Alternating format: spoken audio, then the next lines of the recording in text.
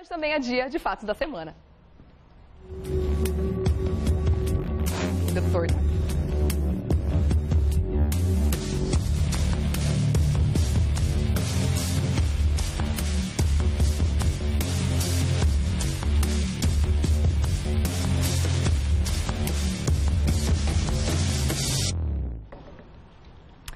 O governo está tentando tomar aí uma série de medidas para tentar diminuir o tamanho do rombo e as despesas do governo, né? Os cortes prometem chegar à casa dos 25 bilhões de reais. Veja nesse VT.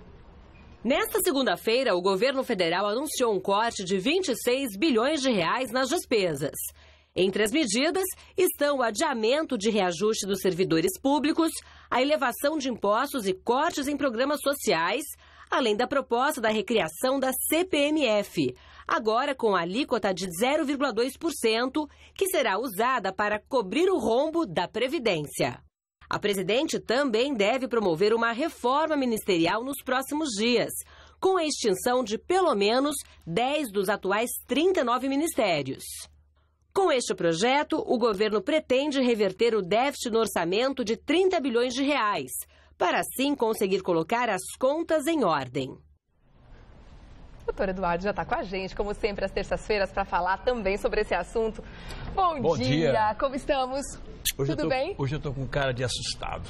É? Tá vendo o defunto? Não. Você tá vendo a assombração? Você conhece aquele filme? Apertem os cintos que o piloto sumiu. Ai, que medo. Eu vou falar pra você. Todo mundo total. sumiu, desapareceram. Não, e a gente tá vendo, né? Fantasmas aparecendo, né? Do CPMF, desenterraram. E aí, o que você acha? Tem grande chance de ser aprovada? Vai passar no Congresso? Porque 2 semanas atrás o governo chegou a falar sobre isso, vamos trazer a CPMF de volta, foi uma chiadeira geral, não falaram mais nada. De repente volta dentro do pacote de medidas o novo anunciado? Você lembra da semana passada que eu disse que nós não tínhamos batido no fundo do poço? Chegamos finalmente ou não? Não, nós vamos ficar mais pobres mais alguns dias se tudo isso aqui for aprovado, que é a pretensão do governo federal, né? É óbvio que o brasileiro vai ficar mais pobre, e bem mais pobre. Porque não é só o dinheiro que vai sair da conta, né? O problema é o seguinte, não é... Primeiro que é esse remédio que da redução dos 10 ministérios, de 39 ministérios para 29,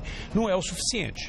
Tá? Segundo que uma quantidade de impostos que está sendo proposto pelo governo federal, que obviamente vai ter um impacto nas finanças de cada brasileiro, que obviamente a coisa vai ficar insuportável. Vai ficar difícil. Né? Ou seja, você, além de tudo, você vai mexer diretamente em alguns, eu diria, alguns mercados sensíveis da economia do país.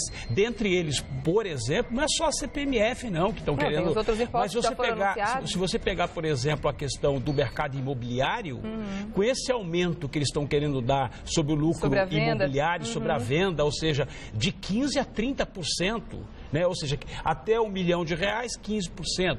De 1 milhão a 5 vai para 20%. De 5 a 20 vai para 25%. E acima de 20 milhões vai para 30%. Ou seja, o sócio, cada brasileiro tem um sócio, que eu vou falar assim, é majoritário. É um sócio pesado. Agora, eles falam, imóveis de 1 milhão. Não, realmente, é um imóvel de um valor muito grande. Mas hoje em dia, você pega um apartamento aqui em São Paulo de 2 quartos, um banheiro, 1 milhão, dependendo do lugar onde ele está. Não precisa ser um apartamentaço. Qualquer apartamento aqui na região da Paulista, 1 milhão. Aí você pega a questão, de novo, com essa história da CPMF, agora ao invés de 0,38, 0,2. E não vai para a saúde, vai para a Previdência. Mas, de qualquer forma, o que acontece? Vai sair de quem? Do contribuinte. Da gente, lógico. Essa contribuição não é como aquela outra contribuição, que era o empréstimo compulsório, que até hoje ninguém devolveu. Lembra que tinha aquele empréstimo compulsório que todo mundo pagava? O governo ia devolver, ninguém viu esse dinheiro de volta. Então é um dinheiro eu diria, de mão única. Ela vai e não volta. Não volta em nenhuma situação. Nem na saúde, na educação, na habitação, em absolutamente nada. Além de tudo, estão reduzindo a questão dos programas de governo, né, os programas sociais, sobretudo. Né? Minha Casa Minha Vida está sendo afetada. O Bolsa Família não, parece que não vão mexer, né? Mas também se mexer no Bolsa Família, o país cai, ou seja, desaba. já está se desintegrando. Você imagina se mexe em algo que mata a fome do povo, porque o Bolsa Família nada mais é do que matar a fome daquele que realmente é miserável. Nós não estamos nem falando do pobre, nós estamos falando do miserável, aquele que utiliza o Bolsa Família.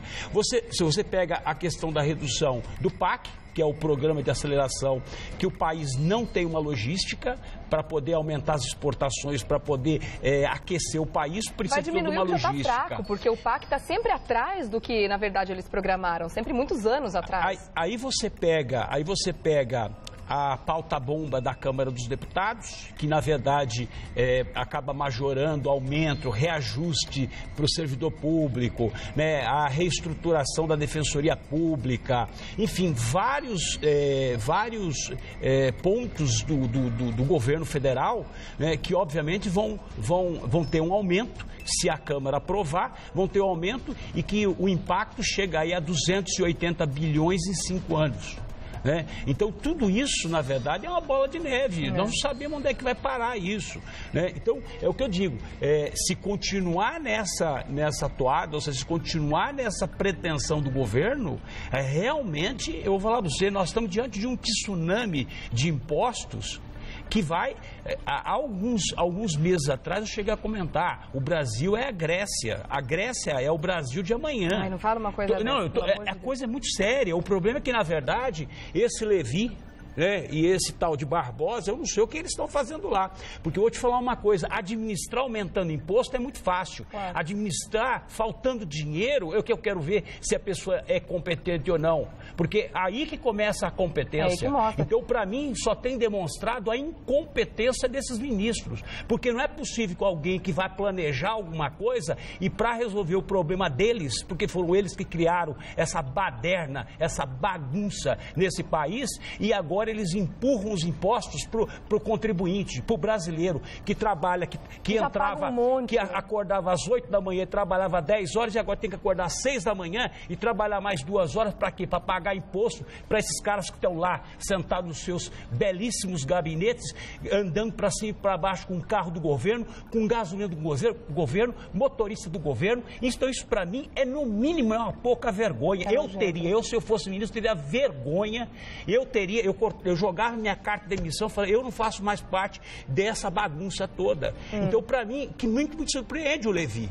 Porque eu acho que o Brasil inteiro apostou no Levi. O Levi é um banqueiro, uma pessoa que, na verdade, está aí passando o recibo de tudo isso. Né? Eles não conseguem se entender. Esse Barbosa briga o tempo todo com o Levi briga o tempo todo com o Barbosa.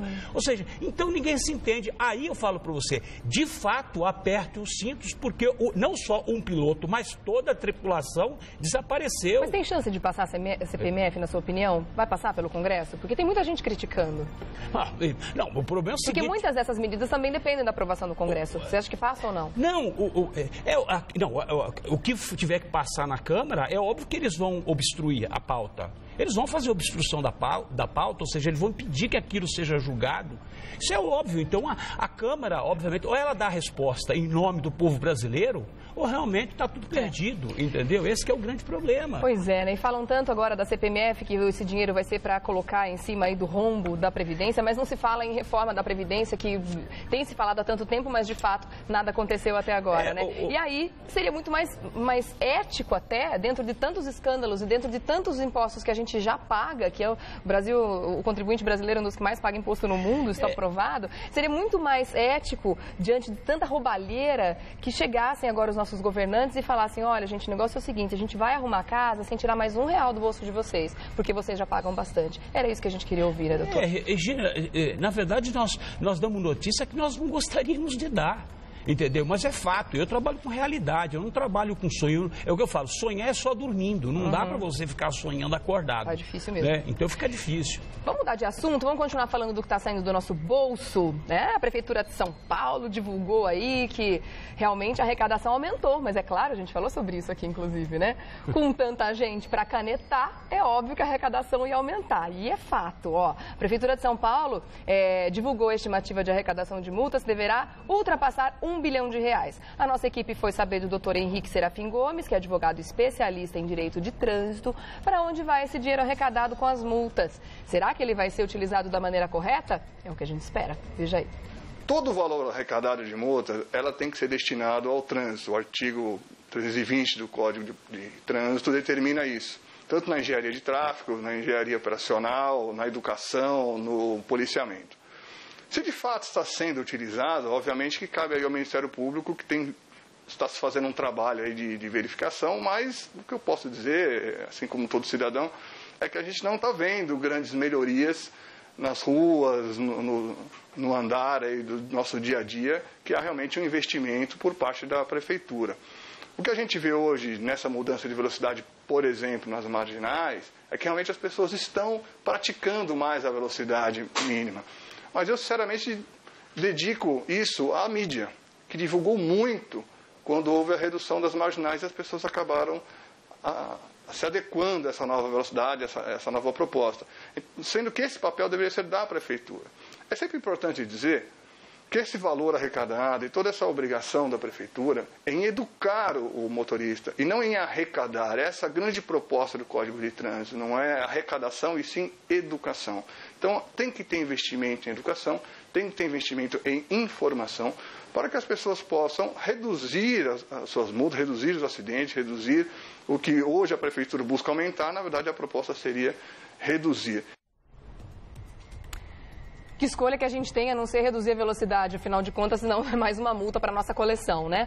Agora, como é que faz para a gente fiscalizar se esse dinheiro está indo mesmo para as melhorias do trânsito? Porque não é isso que a gente vê. A gente vê semáforo de açúcar, como a gente sempre fala, qualquer vento, não precisa nem ser chuva, qualquer vento, os semáforos entram no amarelo piscante quando não param de funcionar. As ruas, piores do que queijo suíço, a gente vai destruindo os nossos carros todos os dias andando por aí. Eu imagino as pessoas dentro dos ônibus, como é que faz? É um horror generalizado. Como é que a gente faz, então, para fiscalizar isso, doutor Eduardo, já que a arrecadação só aumenta? Regiane, eu analisaria essa questão de uma outra forma, sob um outro ponto de vista, tá? Primeiro, que sempre foi questionável essa questão da indústria das multas, tá? Sempre foi. O que na verdade, essa questão de redução foi uma estratégia, isso na verdade foi um estelionato praticado contra todos os paulistanos. Quando reduziu a velocidade das marginais, não era necessariamente resolver um problema de acidente das marginais. Claro que não. Era, na verdade, preparar para a investida que a Prefeitura deu em cima dos motoristas. Nós estamos falando do seguinte, vamos reduzir, tem um primeiro impacto e depois nós começamos a reduzir toda a velocidade de São Paulo e instalamos pardais, né? Ou seja, como é que chama? Os radares na cidade e vamos, obviamente, pegar todo mundo. Esse salto para 1 bilhão, quase 1 bilhão e 200 milhões de reais, que é o resultado das multas, isso é o resultado da redução da velocidade. Então, o que acontece? Não foi feito isso como uma prevenção para acidente de trânsito, foi feito isso para poder aumentar a arrecadação. Então, para mim, isso é um grande estelionato. Agora, pegar esse dinheiro e direcionar para a questão do trânsito, aliás, você não precisa dar uma volta, é só dar uma volta no quarteirão, você vai perceber que isso não está sendo revertido coisíssima nenhuma para reeducar o motorista. Ao contrário, porque o que mais você vê aqui são todas as ruas, a maior parte das ruas com buracos. Né, com ondulações, não há fiscalizações dos concessionários que vão lá, Sabesp, Eletropaulo, que vão lá, fazem o buraco com gás, que fazem o buraco, chega lá, joga um concreto e qualquer e larga uma lombada onde as pessoas arrebentam o carro, ou seja, as pessoas na verdade não querem processar a prefeitura porque o desgaste no processo é tão longo. Enorme. Então o que acontece? Para mim isso que foi feito na cidade, que está sendo feito na cidade, é na verdade de novo resgatando aquele estelionato da indústria das multas. Isso aí não tem prevenção de evitar acidente. Aliás, eu acho que o governo da Prefeitura de São Paulo está pouco se lixando quem é atropelado nas marginais ou quem não é. Essa que é a grande verdade. Ou seja, quer falar a verdade? Vamos falar a verdade. É isso que acontece. Então, esquece essa questão de prevenção, de reeducar, de melhorar o trânsito. Então, tão pouco preocupados em avisar as pessoas, como o advogado mesmo acabou de falar aqui na Sonora, quer dizer, quem fez o papel de informar as pessoas foi a mídia, porque todo mundo se revoltou e, claro, a gente fez aí uma força-tarefa no sentido de, gente, vamos ficar esperto, o negócio agora estreitou para o nosso lado. Não fizeram esse trabalho educativo em cima das pessoas. Por quê? Justamente para fator surpresa.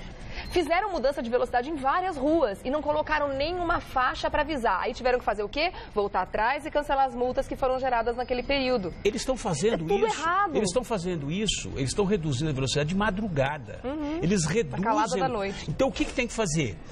Colocar a faixa, avisar a partir de tal dia, tal hora, 0 hora, vai ser reduzida a velocidade. Você viu alguma faixa nesse sentido? Ou seja, isso é a prevenção... Depois que a mídia avisou. Ou depois que eles reduziram. Não é nem a mídia. A mídia está avisando aquilo que ela pode pegar, entendeu? E, obviamente, a mídia não consegue cobrir. Então, aqui mesmo, na região dos Jardins, eu já observei que várias ruas reduziram de 50 para 40. Para 40 quilômetros e colocaram o quê? Os pardais. Então você tem os pardais, né, para poder controlar a questão do rodízio. Né? Aí você tem, para controlar a questão da velocidade, o desavisado que não observa a placa, ele passa ali como se ele estivesse passando. Porque ele está acostumado, ele passa todos os dias. 50 quilômetros. Então o que acontece? Para mim isso não tem outro nome a não ser chamado estelionato da indústria das multas em São Paulo. Ai. Então vai continuar, daqui a pouco vem 30, daqui a pouco vai ter, sabe o quê? Radar até para bicicleta. Não pensa que os ciclistas vão passar batido, daqui a pouco ele vai pedir emplacamento das bicicletas. Você vai ver. É verdade. Nós temos governos... de segurança, tudo taxado também. Os caras vão dormir pensando qual é a sacanagem, quem que eles vão prejudicar no dia seguinte. E acordam exatamente dessa forma, entendeu? Não tem governante. Quando eu falo que realmente sumiu todo mundo, você pega Poder Executivo, Poder Legislativo, Poder Judiciário. Acabou. Lamento lhe dizer, e mais, as instituições que defendem toda a sociedade civil também se calou.